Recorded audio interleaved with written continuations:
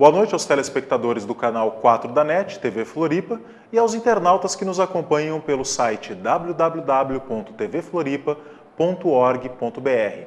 Eu sou Matheus Felipe de Castro e estou aqui apresentando mais uma vez o programa Justiça. E na semana passada nós tivemos a oportunidade de falar de um tema muito debatido, muito polêmico no Brasil, que são as uniões homoafetivas. Inclusive hoje na França está sendo aprovado o casamento homoafetivo. E estão havendo várias manifestações. Veja que até mesmo em países da Europa, um país como a França, esse tema é bastante debatido e bastante polêmico. E aqui no Brasil nós estamos debatendo mais uma vez. A partir da nossa apresentação da semana passada, nós tivemos muitas perguntas que chegaram pelo nosso e-mail, o mateus.th.tvfloripa@gmail.com, que está aparecendo aí debaixo da sua tela, e eu te convido para mandar sugestões, para mandar novas perguntas sobre as temáticas que nós trabalhamos aqui no nosso programa. E eu gostaria de mostrar para vocês algumas dessas perguntas que me foram enviadas pelos telespectadores e pelos internautas, sempre a respeito das uniões homoafetivas. Vejam, por exemplo, essa pergunta de um telespectador. Possuo plano de saúde e gostaria de incluir meu companheiro como meu dependente. É possível? Sem dúvida. É possível, e se a operadora se negar a incluir o seu companheiro ou companheira como dependente, você pode buscar através de um advogado ou de um defensor público. Aliás, agora a Defensoria Pública no estado de Santa Catarina foi implementada. Houve concurso público e novos defensores foram empossados. E é seu direito acessar a justiça através de um defensor público. Você pode buscar um advogado, pode buscar um defensor público e ingressar na justiça para que a justiça determine que a operadora do plano de saúde inclua o seu companheiro ou companheira como seu dependente. Isso é um direito seu, é um direito que você pode exigir. Segunda pergunta. Estou elaborando minha declaração do imposto de renda e quero declarar minha companheira como minha dependente. Há alguma ilegalidade nisso? Nenhuma ilegalidade. Muito pelo contrário. No formulário do imposto de renda, existe um campo específico para que nós possamos declarar nossas companheiras ou companheiros como nossos dependentes. Mas observe, lá naquele formulário do imposto de renda da Receita Federal, há um campo específico que exige que essa pessoa conviva conosco por mais de 5 anos. Eu acredito que essa exigência do imposto de renda, ela é inconstitucional. E é inconstitucional porque a Constituição brasileira não exigiu qualquer tipo de tempo de convivência para a configuração de uma união estável. Muito pelo contrário, é a lei infraconstitucional que está exigindo isso. E nesse caso, a lei infraconstitucional deve ceder espaço à própria Constituição. Se a Receita Federal não aceitar a inclusão do seu companheiro ou companheira como seu dependente, ingresse no Poder Judiciário e exija o seu direito de ver o seu companheiro agregado como seu dependente no imposto de renda também. Terceira pergunta. Em caso de união estável homoafetiva, a empresa fica obrigada a conceder licença ao seu funcionário para a lua de mel? Essa pergunta é muito interessante. Trata-se de um direito previsto na consolidação das leis do trabalho para aquelas pessoas que contraem matrimônio, casamento. Chama-se licença-gala. A CLT determina que uma vez que o sujeito possa casar, o homem ou a mulher contrai um casamento, terá essa licença para que ela possa curtir a sua lua de mel. Evidentemente que não há ainda essa previsão no direito brasileiro para aquelas pessoas que contraem uma união estável, mas a Constituição brasileira igualou a situação do casamento com a união estável. Portanto, está tramitando no Senado Federal um projeto de lei que estende a licença-gala também para quem contrai união estável. E aí pouco importa se a pessoa está contraindo uma união estável com um caráter homoafetivo ou heteroafetivo. De qualquer forma, essa lei irá estender esse direito para todos nós, para todos vocês, nossos telespectadores. Uma quarta pergunta. Como faço para formalizar minha união estável? Preciso contratar um advogado e entrar na justiça? Evidentemente que não. A presença de um advogado, de um defensor público, sempre é importante para te orientar, para que você não cometa equívocos no momento de uma escrituração.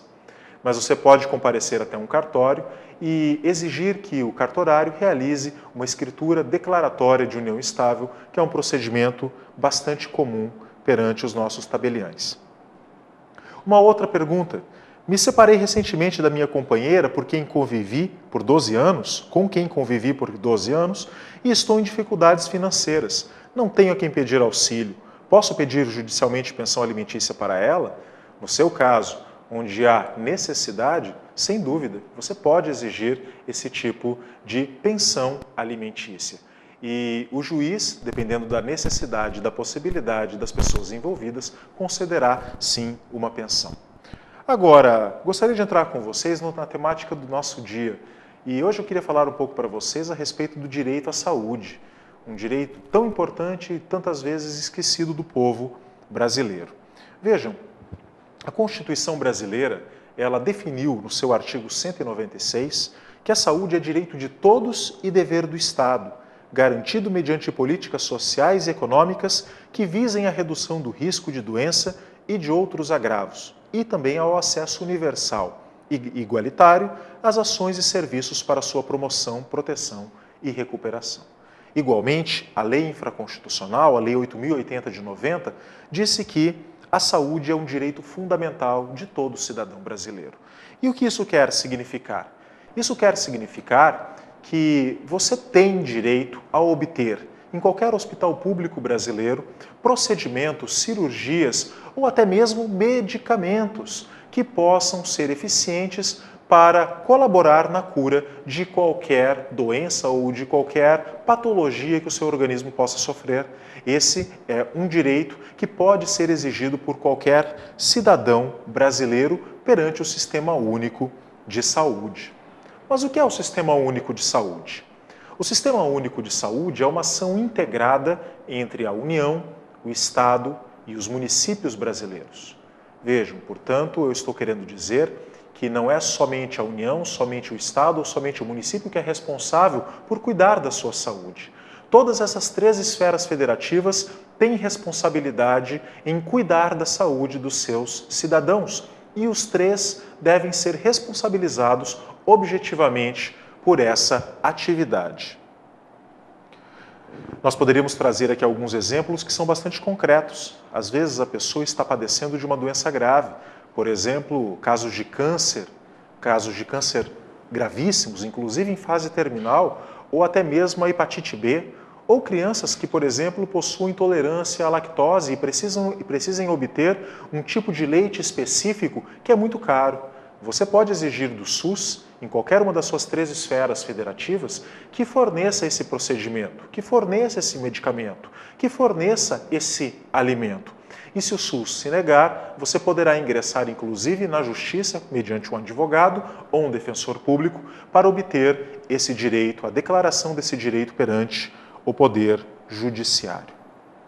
O que você deve fazer então? Procurar um advogado, procurar a Defensoria Pública e ingressar com uma ação que nós chamamos ação de obrigação de fazer. Isso é um direito seu. E eu disse direito seu porque você paga impostos, você paga tributos, diretos ou indiretos. E o Sistema Único de Saúde, a saúde brasileira, é custeada com o seu dinheiro. Você, contribuinte, você, telespectador, é que está pagando pelos serviços do Estado. Portanto, nunca trate um serviço estatal como sendo um favor. O Estado não está lhe prestando qualquer tipo de favor. A Constituição brasileira previu, está na lei maior do Brasil, você paga seus impostos, recolhe seus tributos e pode exigir do Estado, pela via judicial, que ele cumpra com os seus direitos, direitos de cidadania e, portanto, direitos à saúde também. E nós poderíamos falar, enfim, do caso dos planos de saúde, que, igualmente ao SUS, acabam, muitas vezes, não cumprindo com as cláusulas contratuais que nós ajustamos. Esse é um caso muito grave. Você procura um plano de saúde, fecha um contrato, esse contrato geralmente é um contrato de adesão. O que é o contrato de adesão? O contrato de adesão é aquele contrato onde a parte mais forte, a parte empresarial em geral, lhe impõe as cláusulas contratuais. É comum num contrato que as partes possam definir o regimento jurídico que vai reger aquela situação. Mas no caso de uma grande empresa, como as operadoras de saúde, elas acabam impondo as suas próprias cláusulas e, naturalmente, impõem cláusulas que beneficiam ao próprio plano de saúde e nem sempre ao seu agregado. Vejam, portanto, nesse caso, no contrato de adesão, você poderá ingressar perante o Poder Judiciário alegando que aquelas cláusulas são leoninas, que elas acabam ferindo o seu direito do consumidor. E nesse caso, aplica-se o direito do consumidor às relações de saúde, para o fim do Poder Judiciário determinar às operadoras que cumpram as cláusulas contratuais e que não permitam que você fique numa situação de vulnerabilidade, que você fique numa situação onde as cláusulas contratuais não são cumpridas e muitas vezes a operadora vai lhe negar procedimentos de média complexidade, procedimentos de alta complexidade ou até mesmo medicamentos. É possível que você exija medicamentos para os planos de saúde? Geralmente os contratos prevêem que em casos de internamento você poderá exigir medicamentos para que serão consumidos nesse caso. E nesse caso específico a operadora deve pagar. E não é incomum também que ela acabe negando esse direito e que você tenha que entrar no judiciário com advogado, com defensor público para exigir mais esse direito. O Poder Judiciário tem intervido de maneira muito forte nessas relações. E aqui eu quero deixar um abraço aos meus amigos do Poder Judiciário, ao juiz Alexandre Moraes da Rosa e tantos outros juízes que honram a magistratura catarinense e que têm aplicado as cláusulas da defesa do consumidor, que têm reconhecido a vulnerabilidade do consumidor na sociedade de consumo em massa, para brecar os excessos, muitas vezes, das empresas que acabam não cumprindo com os contratos. Procure sempre o defensor, procure sempre o seu advogado ou mesmo a Ordem dos Advogados do Brasil, a sua Comissão de Direitos Humanos e a sua Comissão de Saúde. Enfim, eu gostaria aqui de deixar esse recado para vocês. A exigência dos nossos direitos é um dever do cidadão, que nós devemos sempre lutar pelo direito. Como dizia um velho filósofo conhecido dos juristas, Rudolf von Ehring, a luta pelo direito é a luta pelos deveres e direitos que você tem, como cidadão que paga os seus tributos, que paga os seus impostos. Eu queria deixar aqui um abraço para os meus grandes amigos, para a Flora, para o Caio, para o Leonardo, para a Elusa, para o Sérgio Miller, que são ali os proprietários das lojas Planeta, meus grandes amigos do coração, que eu quero deixar aqui esse abraço. Quero mandar também um abraço para os meus colegas, para os meus vizinhos, lá do Morro das Pedras, do Jardim Castanheiras, do Campeche, e de toda aquela região que tanto honra a minha presença ali naquele local.